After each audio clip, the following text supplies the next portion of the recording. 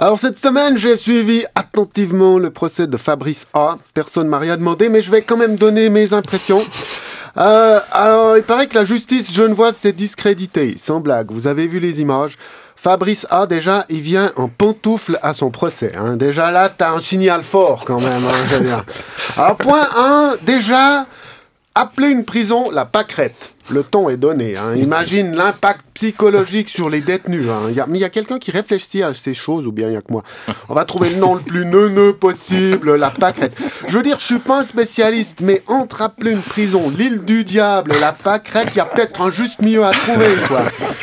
Nous, les Vaudois, c'est bochu. Avec l'accent bochu, ça calme tout de suite un peu. Hein. Ils ont même des salles de musculation dans les prisons. Je crois que l'idée, c'est que les gars soient encore plus dangereux quand ils sortent. Point 2. Ok, la prison s'appelle la pâquerette, admettons. Après, bon, t'as point 2. La thérapie par les chevaux. Excuse my French, mais la thérapie par les cheveux, moi j'appelle ça enculer les mouches. Hein. À la rigueur, si c'est avec les chevaux que t'as un problème, pourquoi pas. J'y crois pas du tout à la thérapie par les chevaux. Hein. T'as un type qui se tripote quand il voit la photo d'un opinel, je suis pas sûr que c'est en faisant du trot attelé que tu vas réussir à le soigner. Hein, je veux dire. Point 3. Non.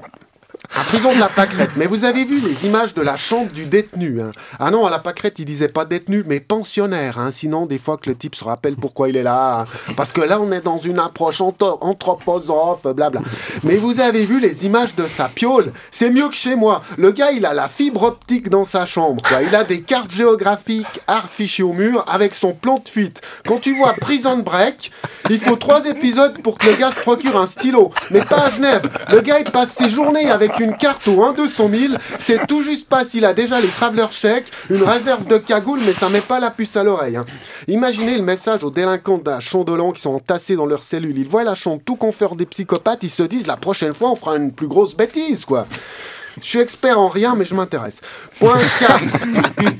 Point 4, point 3, je sais plus. J'apprends que Fabrice A s'est radicalisé en prison au contact du Vaudois Claude D et du sadique de Romans. Moi, personnellement, je me dis, je sais pas si c'est une bonne idée d'organiser des rencontres intercantonales de psychopathes, non. Mais c'est la caserne des pompiers qui brûle, quoi. Si tu leur dis de gérer une réunion des alcooliques anonymes, ils prévoient un apéro, quoi, je veux dire. Prenons Claude D parce qu'on n'est pas beaucoup mieux sur Vaud. Le gars était en liberté surveillée. Hein. Liberté surveillée, ça veut dire qu'ils savent pas où il est. Hein. Ils ont aucune idée. Hein. Tu sais où il est, toi? Non, c'est pas toi qui devais, non. Claude D, en liberté surveillée, il fonctionnait comme chauffeur pour Nez Rouge. C'est bien de rentrer avec Nez Rouge, mais le but, c'est quand même que ce soit moins dangereux que de rouler bourré, quoi.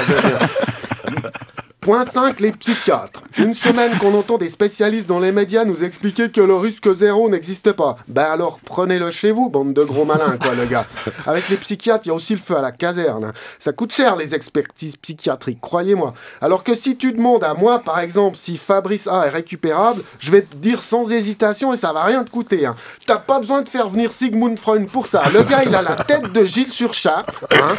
Il est fan de Lady Gaga. Il vient à son pour procès en pantoufle, je crois que c'est pas un élément sur lequel on a assez insisté. Il vient à son procès en pantoufle, le gars. Alors, conclusion, je sais que c'est dur de dire si quelqu'un sera toujours fou dans 30 ans, ça me semble prédire l'avenir. Mais dans le cas d'espèce, tu sens bien qu'il est pas prêt de reprendre le volant, le mec.